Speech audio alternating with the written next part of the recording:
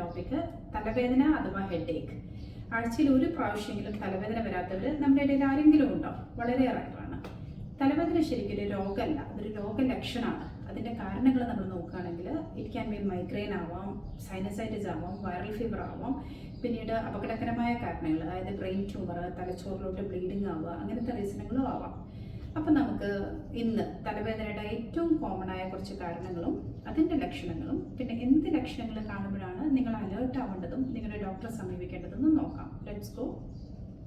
Migraine അഥവാ ചെന്നിക്കുത്ത് നമ്മൾ വളരെ കോമൺ ആയിട്ട് കാണുന്ന ഒരു ടൈപ്പ് ഓഫ് തലവേദനയാണ്. യൂഷ്വലി തലയുടെ ഒരു വശത്തായിട്ട് തുടിക്കുന്ന രീതിയിലുള്ള ശക്തിയായിട്ടുള്ള തലവേദനയായിട്ടാണ് ഇത് വരാറ്. ചിലവർക്ക് മൈഗ്രെയിൻ വരുമ്പം ഓക്കാനം, ഛർദിൽ, ശക്തിയായ ലൈറ്റിന് ബുദ്ധിമുട്ട്, സൗണ്ടിന് ബുദ്ധിമുട്ടൊക്കെ വരും. മൈഗ്രെയിന് നമ്മളെപ്പോഴും കാണാം എന്തെങ്കിലും ഒരു ട്രിഗർ ഉണ്ടാകും ഈ മൈഗ്രെയിൻ തുടങ്ങാൻ. ലോങ് ടൈം നിങ്ങൾ വിശന്നിരിക്കുക, അതുപോലെ ഭക്ഷണം സമയത്ത് കഴിക്കാതിരിക്കുക, കൂടുതൽ യാത്ര ചെയ്യുക, കൂടുതൽ മധുരം കഴിക്കുക, പെർഫ്യൂം ഉപയോഗിക്കുക. സ്ത്രീകൾക്കാണെങ്കിൽ പീരിയഡ്സിൻ്റെ സമയത്തൊക്കെ ഇത് വരാനുള്ള ചാൻസ് കൂടുതലാണ്. ഇതിൻ്റെ ചികിത്സയുടെ പ്രധാനപ്പെട്ട ഭാഗം അതുതന്നെയാണ്. നിങ്ങളുടെ ട്രിഗർ എന്താണെന്ന് നിങ്ങൾ മനസ്സിലാക്കുക, അങ്ങനെ മൈഗ്രെയിൻ പ്രിവെൻറ്റ് ചെയ്യുക.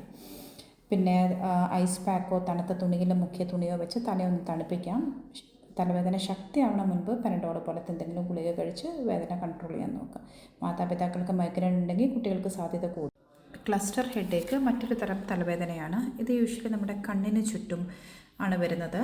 അപ്പോൾ ആ സൈഡിലുള്ള കണ്ണ് ചുമന്ന് കണ്ണിൽ നിന്ന് കൂടുതൽ കണ്ണുനീര് വരിക, ആ സൈഡിൽ മൂക്കൊലിക്കുക, അങ്ങനെ ഒരു വശത്ത് മാത്രമായിട്ടാണ് നമ്മൾ കാണുക. ഇത് അങ്ങനെ ഡെയിലി വന്ന് ഇങ്ങനെ ആഴ്ചകളോ മാസങ്ങളോ ഒക്കെ ക്ലസ്റ്റേഴ്സായിട്ട് ഒന്നിച്ചാണ് വരുന്നത്. പിന്നീട് കുറേ മാസങ്ങൾ ചിലപ്പോൾ അതില്ലാതിരിക്കും.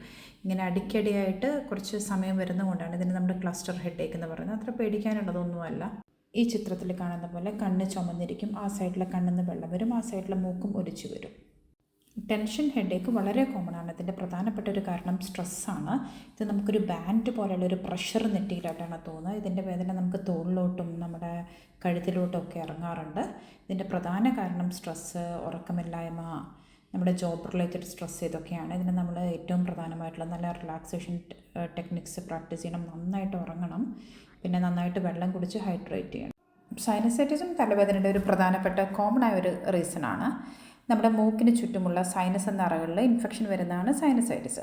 ഈ സൈനസുകളെല്ലാം തുറക്കുന്ന മൂക്കിനകത്തോട്ടാണ്. അപ്പോൾ സൈനസിൻ്റെ തുറക്കുന്ന ഓപ്പണിങ്ങിനെ ബ്ലോക്ക് ചെയ്യുന്ന രീതിയിൽ ഉള്ള ശക്തിയായ ജലദോഷം, മൂക്കിനുള്ളിൽ ദശകൾ ഉണ്ടാവുക, സ്ഥിരമായിട്ട് അലർജി വരിക, ഇതൊക്കെയാണ് സൈനസൈറ്റിസിൻ്റെ കാരണം.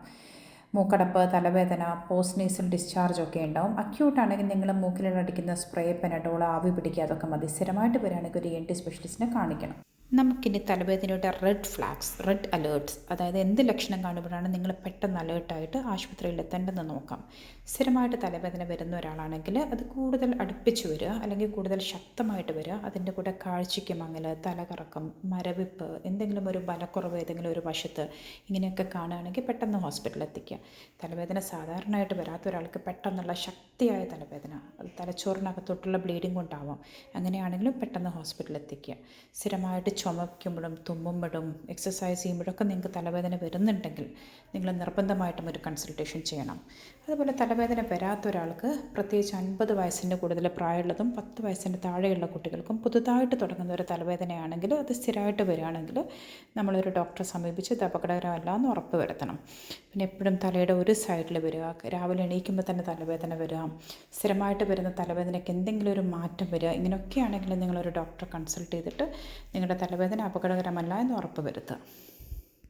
അതുപോലെ തന്നെ വീഴ്ചയിലോ മറ്റോ തലയ്ക്ക് എന്തെങ്കിലും പരിക്ക് പറ്റിയ ശേഷം ആൾ ഛർദ്ദിക്കുകയോ ശക്തമായ തലവേദന വരികയോ ചെയ്യുകയാണെങ്കിൽ പെട്ടെന്ന് തന്നെ CT സ്കാനും ന്യൂറോ സർജറി യൂണിറ്റൊക്കെ ഉള്ള ഒരു ആശുപത്രിയിൽ എത്തിക്കുക. ഇങ്ങനത്തെ സിറ്റുവേഷനിൽ ടൈമാണ് ഏറ്റവും ക്രൂഷ്യലായിട്ടുള്ള ഫാക്ടർ. അതായത് നിങ്ങൾ എത്രയും പെട്ടെന്ന് ചികിത്സ നൽകുന്നു അത്രയും നന്നാവും ഇമ്പ്രൂവ്മെൻറ്റും പ്രോഗ്നോസിസും എല്ലാം. നമ്മുടെ അടുത്ത മെഡി ടോക്കിന് നിങ്ങൾക്ക് പ്രത്യേകിച്ച് താല്പര്യമുള്ള എന്തെങ്കിലും ഒരു സബ്ജക്റ്റ് ഉണ്ടെങ്കിൽ നിങ്ങൾ നമ്മുടെ കമൻറ്റ് ബോക്സിൽ ഇടാം. Please subscribe to my channel. Thank you. See you later.